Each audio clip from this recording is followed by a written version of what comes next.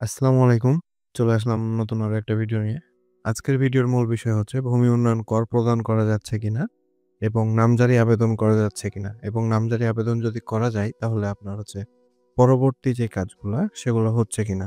আর ভূমি সার্ভার কবে খুলবে কিংবা ভূমি সার্ভার চালু আছে কিনা সেটা নিয়ে বিস্তারিত ভিডিও। তো বেশি কথা বাড়াচ্ছি না, চলুন শুরু করি। আমি এই যে ল্যান্ডের দেখছেন, ল্যান্ডের যে অফিসিয়াল ওয়েবসাইট সেখানে আমি প্রবেশ করেছি। এখানে সর্বপ্রথম যে বিষয়টা হচ্ছে সেটা হচ্ছে ভূমি উন্নয়ন কর প্রদান করা যাচ্ছে কিনা। সেজন্য আমি এই যে ভূমি উন্নয়ন কর এখানে চাপ দিলাম। এই ভূমি উন্নয়ন কর প্রদান।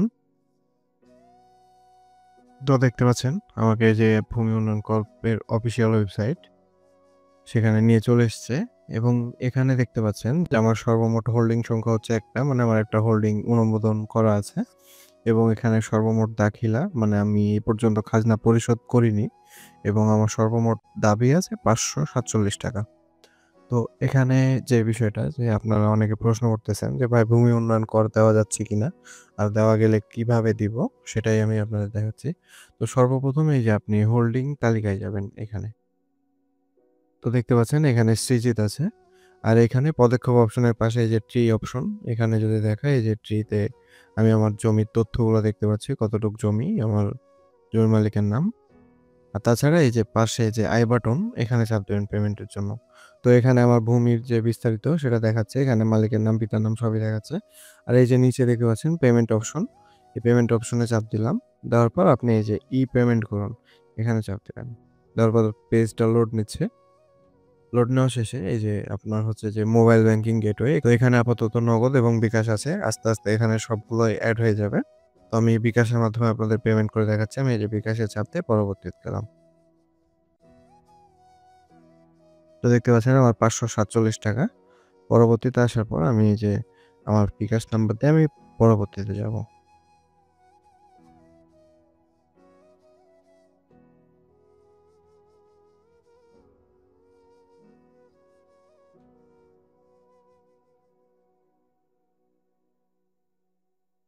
পেমেন্ট সম্পূর্ণ হওয়ার পর আপনি এই যে দাখিলা অপশনে আসবেন।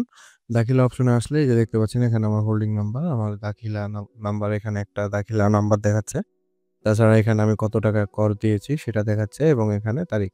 এই যে ২৪/১২/৩১ আমি আজকে ৩১ তারিখে পেমেন্ট করলাম। তো যাই হোক এর মাঝে আমি আরেকটা কথা বলি। আজকে হচ্ছে বছরের শেষ দিন। সবাইকে জানাই নতুন বছরের আন্তরিক শুভেচ্ছা এবং অভিনন্দন।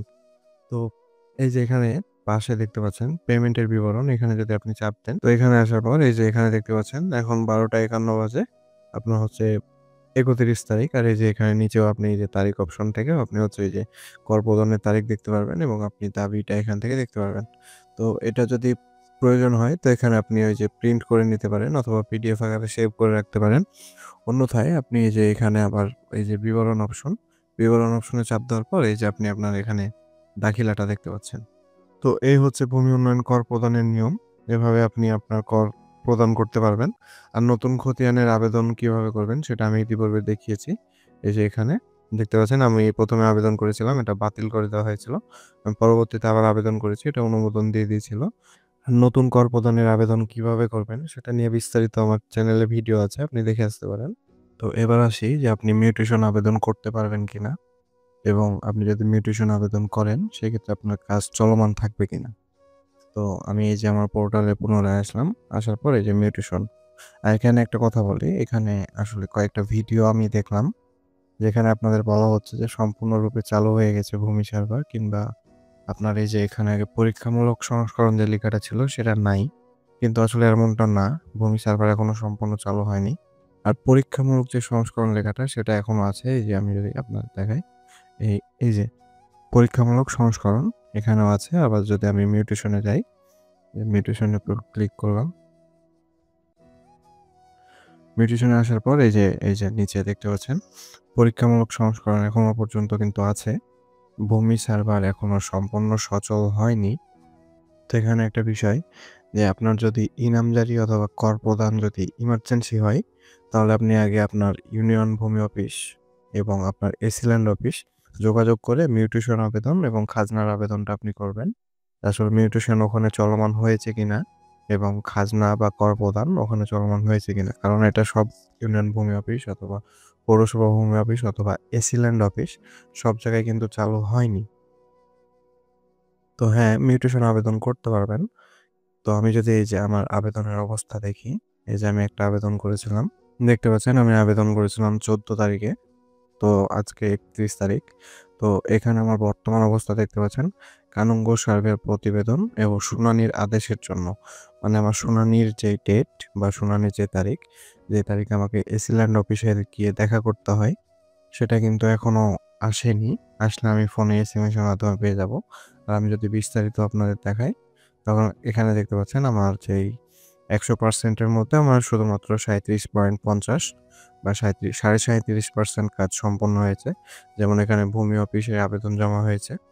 ১ম আদেশে আপনার হচ্ছে তদন্তের জন্য ইউনিয়ন অফিসে প্রেরণ করা হয়েছিল। পরে এখন এই যে সার্ভেয়ার কানুনগোর জন্য আমার এটা অপেক্ষায় আছে। সার্ভেয়ার কানুনগো হয়ে গেলে আমি এটা শুনানির ডেটটা পেয়ে যাব। তো আজকের ভিডিওটা এ পর্যন্তই। আপনার যদি কোনো জিজ্ঞাসা এবং মতামত থাকে অবশ্যই কমেন্ট করে জানাবেন। সবাই ভালো থাকবেন, সুস্থ থাকবেন। আল্লাহ হাফেজ।